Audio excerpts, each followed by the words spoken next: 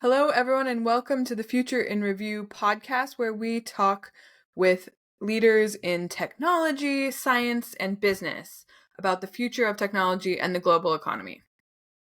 I am your host, Berit Anderson, the COO of Future in Review. And for those of you who haven't heard of Future in Review before, The Economist has called it the best technology conference in the world. I'm here today with Mike Redding, who is the Chief Technology Officer of a company called Quantropi. And I am so excited to be here with him today because we are going to talk not just about what he's doing, but about our Fire Starter program at Future in Review. So every year at Future in Review, we select a handful of companies that are using technology to change the world for the better. We turn down a lot of ideas and suggestions, and because we don't actually believe that, they might be an interesting company, they might be doing something unique, but the impact is not necessarily, to our mind at least, positive. So I'm really excited to announce that Quantropi has been selected this year as a Firestarter company. It is a Canadian company that has developed quantum secure cryptography that works over today's internet. So Mike, welcome. We're so excited to have you here and that you'll be joining us in LA in November for Future Interview. Well, thank you. And can't wait to see you down in LA for what is a fantastic event, bring together so many thought leaders and world leaders to talk about the future and what we can do to make it better. So I want to start off with, I think those in the quantum space are very familiar with the encryption problem that relates to quantum computing, the potential future, encryption problem that relates to quantum computing. But I'm hoping that you could give those who may not be as familiar with that a little bit of a primer. Sure. So why is the potential discovery of quantum computing so important from a national security perspective, especially? Sure. Absolutely. So the internet as we know it today, that powers the global $50 trillion a year digital economy, is secured through encryption technologies. And the great news, in particular, asymmetric encryption or public key infrastructure, PKI, different names for the same thing. How do you establish trust between any two parties? I'm me, you're you. We can trust each other. And then we share a secret, which we then use to encrypt all the data and motion data at rest so that people we don't want can't have it. Great. Problem is, Nobel Prize winner Peter Shor came up with use of quantum computers to do a mathematical thing, which is factor prime numbers, which has a lot of great uses, but unfortunately, it would ultimately break the current encryption we use for that establishment of trust and that key exchange. Now, to do that, you need a really big quantum computer, millions of qubits with a circuit depth in the billions. And he proposed this in the 90s, and even now in the 20s, we're still quite a ways away from that device. But it's coming because, as we know, quantum technology advances every day. So governments around the world have started the process to say, how do we replace today's standards with new cryptographic standards that will be quantum resistant? That's lovely when they had decades to do it. The problem is the timeline is accelerating because of what I like to call the unholy alliance of quantum tech with everybody's favorite, AI. When you mash those two together, there's been a number of research over the past 9 to 12 months that have shown we can radically change the nature of what we need resource-wise to actually attack the fundamentals of the internet. And as a result, groups like Gartner, E&Y have now said instead of it being a decades problem, it's a this decade problem. In fact, one global bank internally predicted we would see the first breaches no later than 2027. And so the challenge is what was once a long-term theoretical problem is becoming a short-term tactical, almost day zero breach. Yeah. And personally, from what I've heard, I think it may actually happen much sooner, possibly than 2027. Well, actually, in fact, just 2 weeks ago, there was a paper funded by the U.S. Air Force in a public forum under DISA from a company called MEM Computing out of San Diego, where they looked at just even using today's silicon techniques, they had a roadmap to build a chip on an ASIC that would break the current, gold standard RSA 2048 in sub-second time using nothing but classic manufacturing techniques. So And they said that if they had just kept working on it, they would have a working version of that inside of 2 years. So what I'm hearing from you is that, and I think it's important to put this into context for those who are not encryption experts, um, which is basically what we're describing is what underpins the security that we currently feel when we're making online transactions, buying things online, um, any kind of online purchasing or economic activity relies on this current standard of encryption. Yeah, And so and to put it, what you're oh, sorry. describing would basically fundamentally allow that to be undermined. Yeah, so right now it's used about 1 trillion times a day, so that's a Mhm. lot. HTTPS, it's the S. Mhm. Hey, have you ever DocuSigned anything? Guess what? Mhm. You're using it. So the challenge is any website can be compromised or faked. Any digital signature. Hey, the bank says you owe them 1 trillion. You say I owe you nothing. You say you own that house. I say I own that house.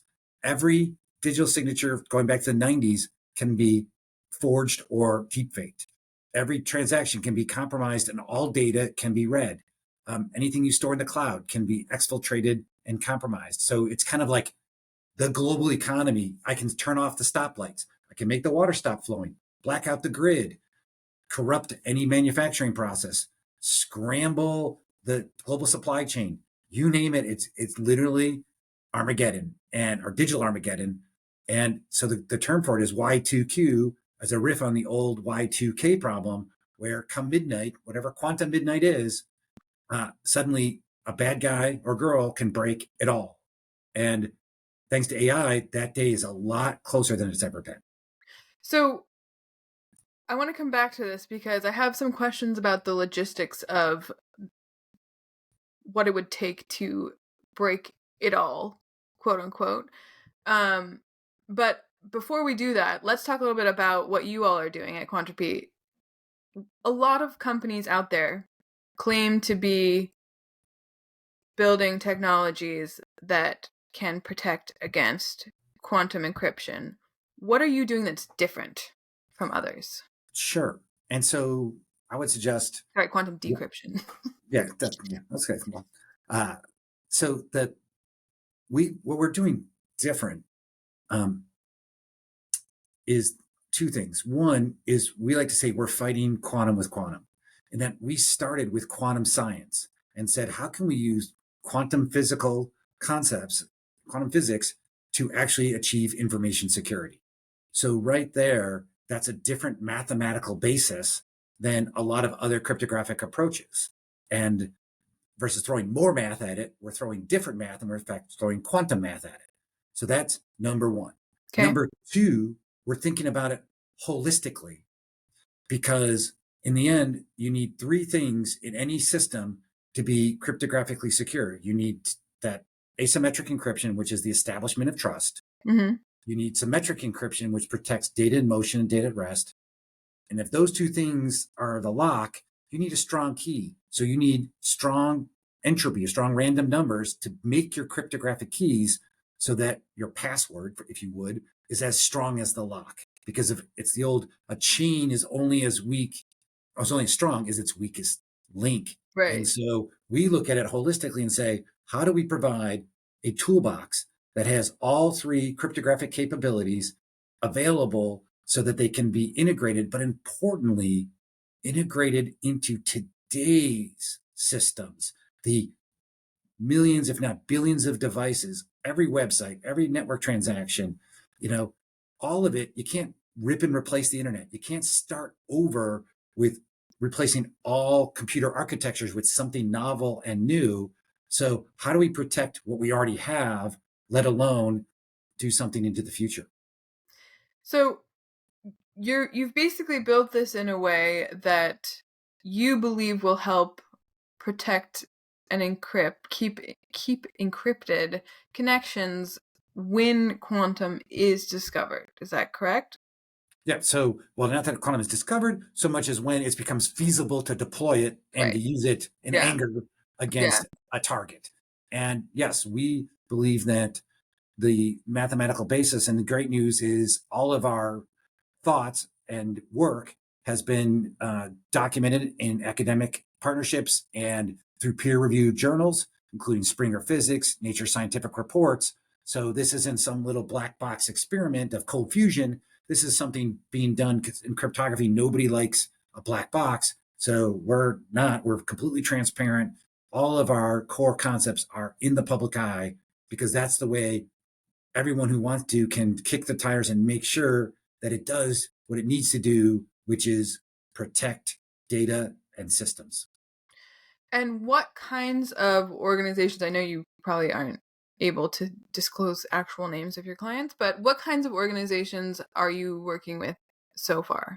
Well, so we see actually adoption in kind of three waves. The answer is ultimately everybody, but the waves are first major product manufacturers because they need the intel inside. They need the quantum upgrade so that they can continue to serve their enterprise and government agency customers. So, and they have a 12 to 24 month cycle on major product releases. So they need to get the train rolling. And that's where we're seeing some fantastic interest and early uptake.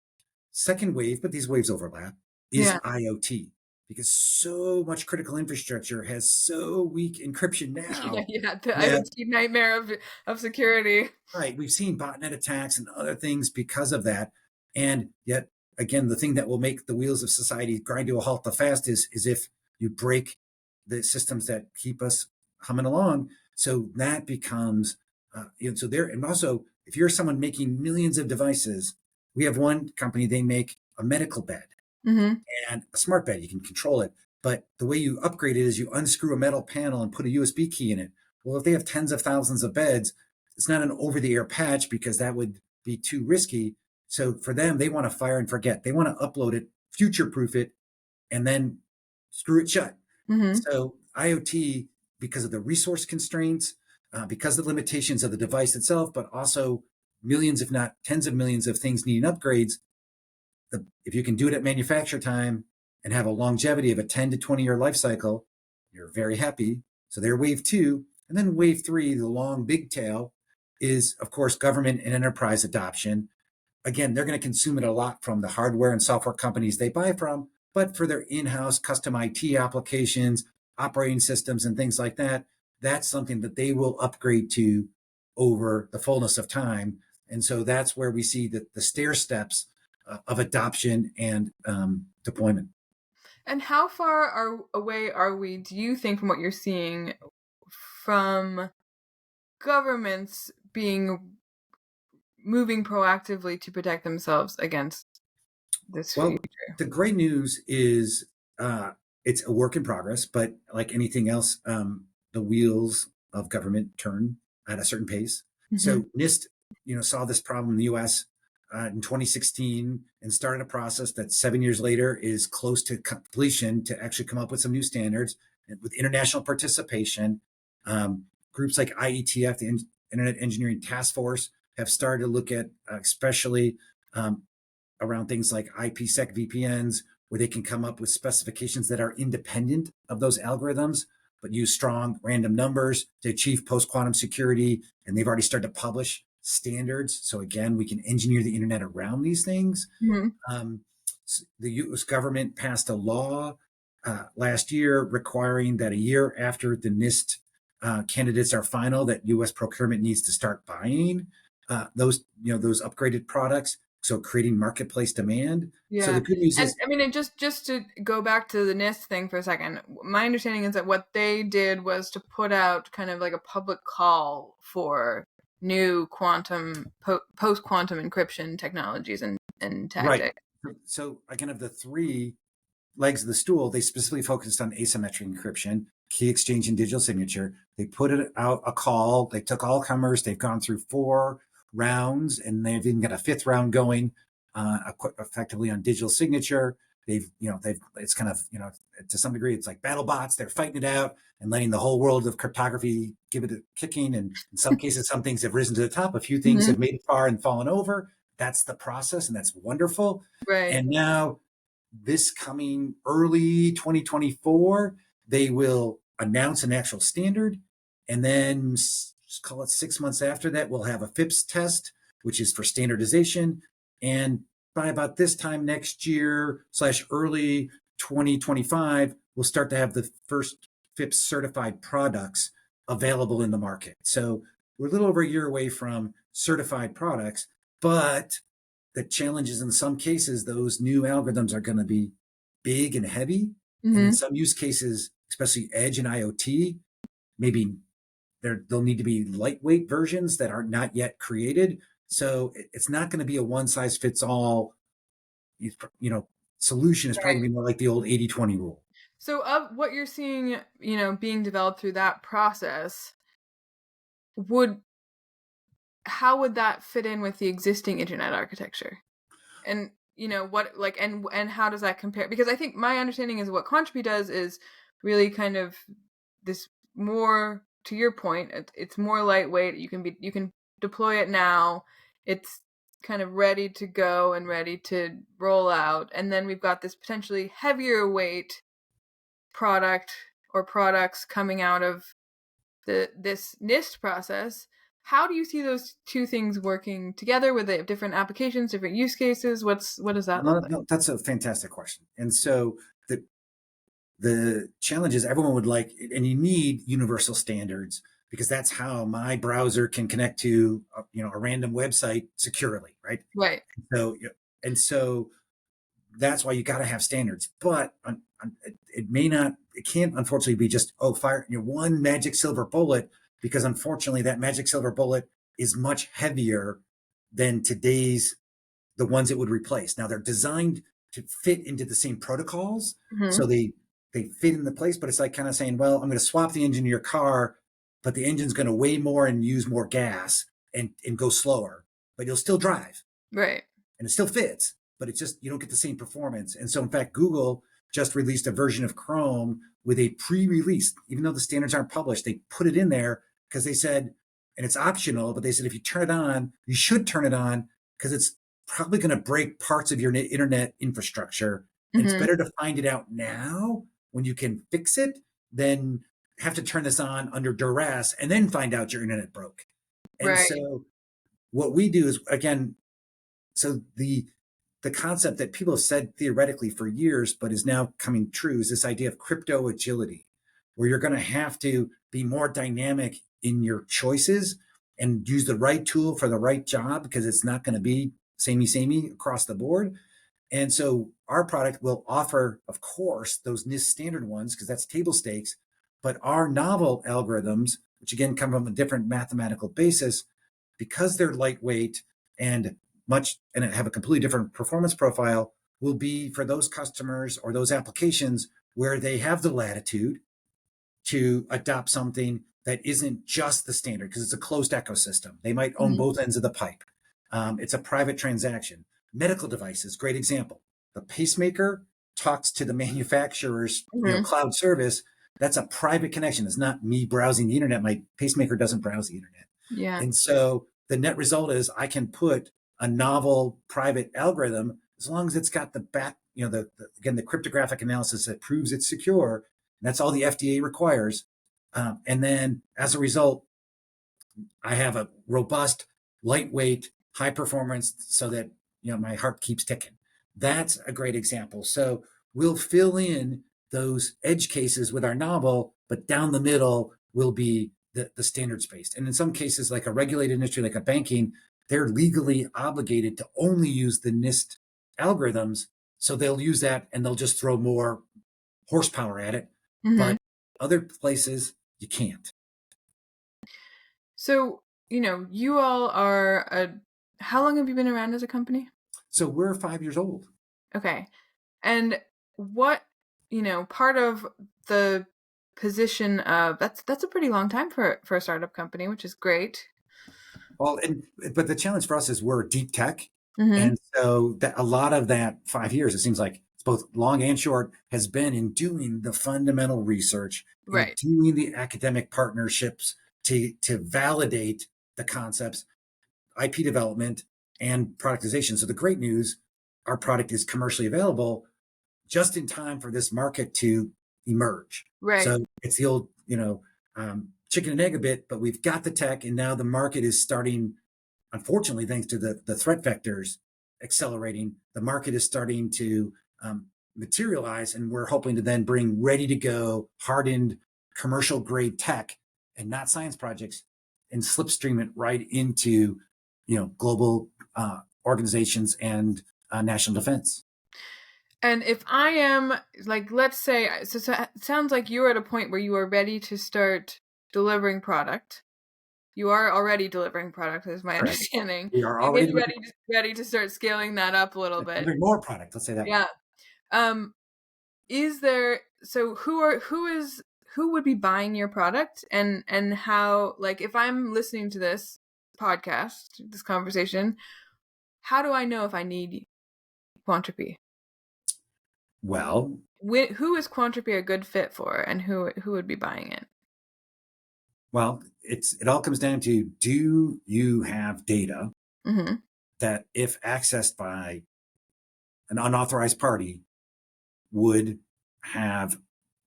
damage your business or your security, right? Your national security, right? Do you have secrets or information that is material and confidential that has value over the next 3 to 5 to 10 years? Some things that are marked top secret for the U.S. government have a legal requirement to be maintained as a secret for 25 years unless declassified. So how are we going to protect it for the next 25 years, right? If you have bank data, some of it may be, what's my bank balance right now? It changes, who cares? But it could very well be, again, that digital signature on a loan document, and that loan is a 30-year mortgage. I got to protect that signature for 30 years. Mm-hmm. And so it all comes down to, always, what's the time horizon where, if compromised, or could just be a very embarrassing photo that I've got on my phone, that if someone downloaded it, they could embarrass me. Maybe I'm a politician. Maybe it'd be politically sensitive for the country. So it all comes down to, if the wrong person got it, how bad's the damage? Mm-hmm. And therefore our main buyer is someone who's either a product security officer who's saying, how do we make sure that our products are post-quantum secure? I'm a CISO at an agency or an enterprise that says, again, or a CIO that says, Mm-hmm. how do we make sure that our business is protected? We're selling umbrellas, and the storm is on the horizon. And so the question comes down to, but the clouds maybe haven't quite formed, because it's a Right. little bit, like radar tells Are you. you going to buy the umbrella now, or are you going to wait until it's pouring on top of you to and, go out and try and and, find? and if you've ever been on the streets of New York City I and it have starts to many rain, times. Yeah. suddenly umbrellas are $100, Yeah. right? A $3 Well, umbrella becomes $25, $50, depends on how hard it's raining. yeah, the umbrella vendors tend to disappear when it's actually raining. No, Well, they don't actually, but yeah. yeah, but you get the point that suddenly, but again, you don't want to do this under duress, because it's everything you use. And And therefore, yeah, you're already likely to and so it's a risk compromise yourself. reward. It's all risk reward calculation. And it comes down to, if you have data, because again, the big problem is not just the real-time breaches of the future, but the steal now, crack later. Every time you read about someone's network and data getting stolen, if the CIO or the CISO or the company says, or the agency says, oh, it's okay, it's encrypted for now, Not. forever, and therein lies.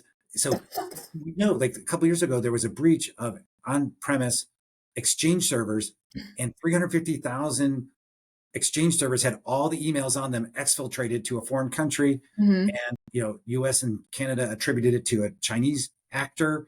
Now they're all encrypted with the encryption of 3 years ago. Sometime in the next few years, that actor will have the tools to decrypt it all. And again, in 5 years, 99% of the email, who cares? 1% of it, national secrets, embarrassing financial or political data, that's still got value. They'll use AI to read it all and find the gold nuggets. And suddenly that breach suddenly has real economic and national security consequences. Now, Mike, I want to bring up one other thing that we haven't mentioned yet today, which is because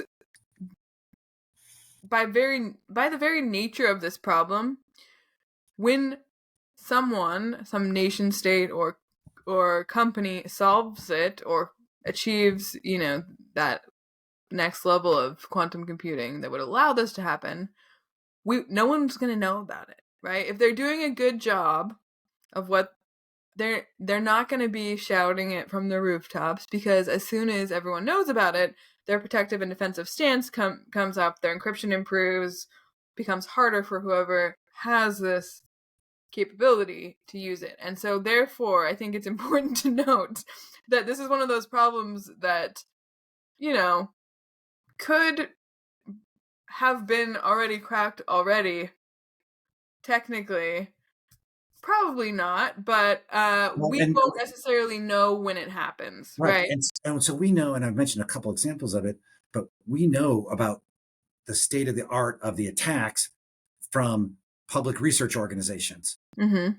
We don't know the state of the art of the attacks from secret government sponsored laboratories. Right. So if the public information says that using publicly available methods, you could do it in 2 to 3 years, what can you do if you've got a government of any size throwing resources at it?